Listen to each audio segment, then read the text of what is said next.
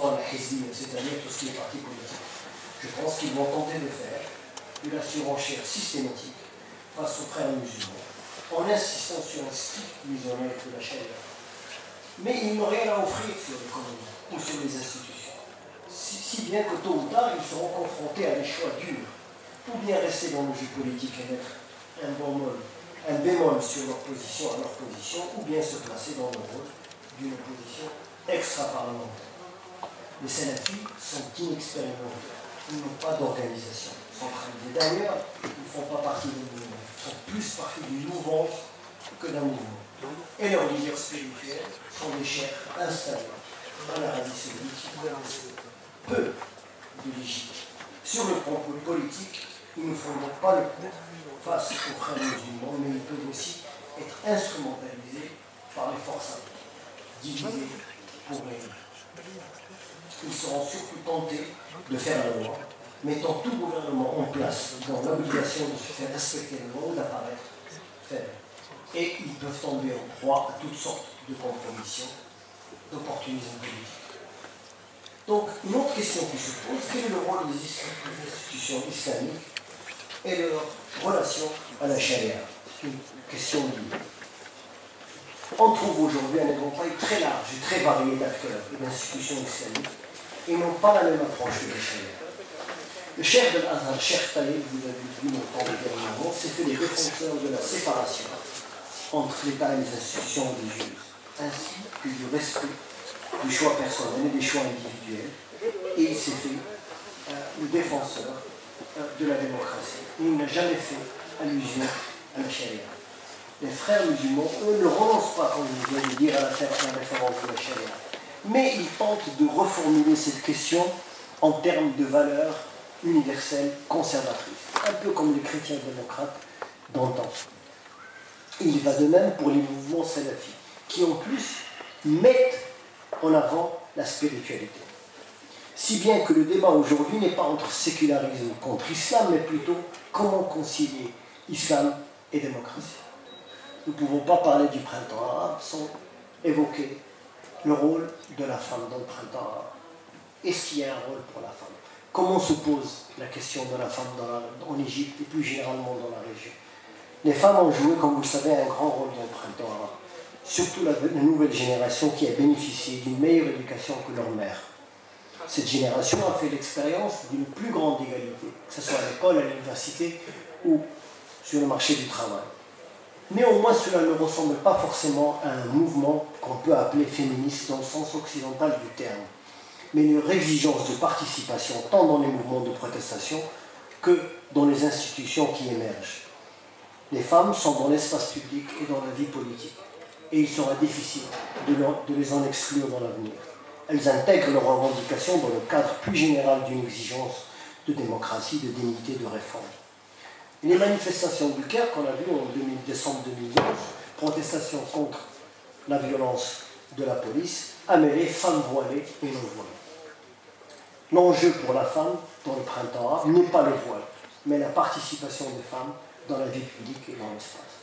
L'obsession du voile en tant que telle est une obsession occidentale et plus exactement française. Tant pour les hommes que pour la femme, la vraie question est l'institutionnalisation de la démocratie et pas de faire de lois spécifiques sur le voile. La cause de la femme est indissociable de l'avenir du mouvement. Et on voit aujourd'hui avec le recul combien c'était fallacieux et contre-productif d'associer libération de la femme et des régimes laïques autoritaires. Et le cas par excellence, c'était la Tunisie. La Tunisie ou les islamistes, la Tunisie ou les islamistes, sans Ben Ali, les femmes vont perdre tous leurs acquis. Mais bien sûr, si les nouveaux parlements introduisent des lois restreignant la place de la femme dans l'espace public, ou leur tenue vestimentaire, alors on pourrait voir des mouvements plus féministes dans le sens occidental du terme émerger. Aussi, une autre question, c'est celle-là, elle est principale, à savoir le développement économique et sa relation avec la réforme démocratique dans toute la région.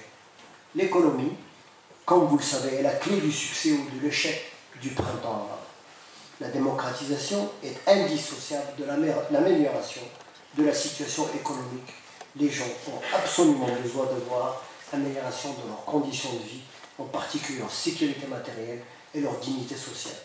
La masse d'électeurs apolitiques vont se retourner contre les premiers gouvernements élus du printemps arabe s'ils ne peuvent pas satisfaire ces revendications économiques. C'est une nécessité. Et les survivants de l'ancien régime peuvent jouer sur la mémoire du bon vieux temps, de la dictature, quand les touristes venaient en masse. Les régimes à prétention démocratique doivent impérativement montrer clairement et rapidement qu'il y a un mouvement irréversible dans l'élimination de la corruption, de la prédation et dans l'établissement de nouvelles règles pour l'investissement et les institutions économiques, des règles de transparence et d'équité dans le secteur productif. Les pays de notre région ont un énorme potentiel de ressources humaines, comme vous le savez, intellectuelles et naturelles, y compris une masse de professionnels expatriés, cadres et ingénieurs, qui aideraient avec enthousiasme la reconstruction de leur pays.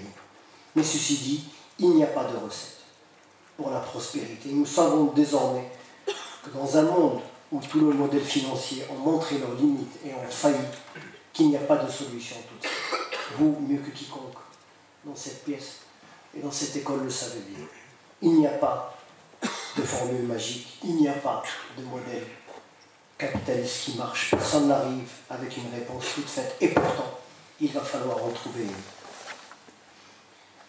Un mot sur la société civile, je reviens sur la question de la société civile.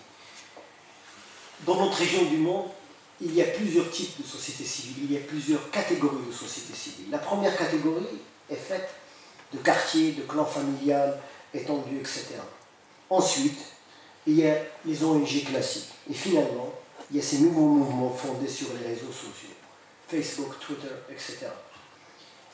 La question pour ces réseaux est de prendre racine dans les différentes couches de la société, de créer de vraies organisations politiques qui pourraient répondre aux revendications et accompagner les changements.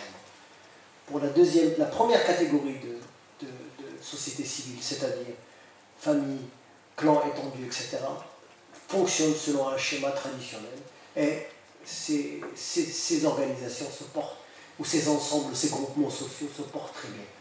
Pour le deuxième cas, à savoir les ONG classiques, le grand défi, ce serait d'ancrer dans la société. Les financements étrangers, les connexions avec l'étranger font qu'ils sont un peu détachés, parfois, et que les circulations d'élites s'apparentent beaucoup plus à des plans de carrière, plutôt à l'immersion dans l'activisme. Pour la troisième catégorie de société civile, à savoir les social networks, ou les réseaux sociaux, le défi, c'est qu'ils doivent passer d'une culture de la protestation à une culture du militantisme politique sur le long terme.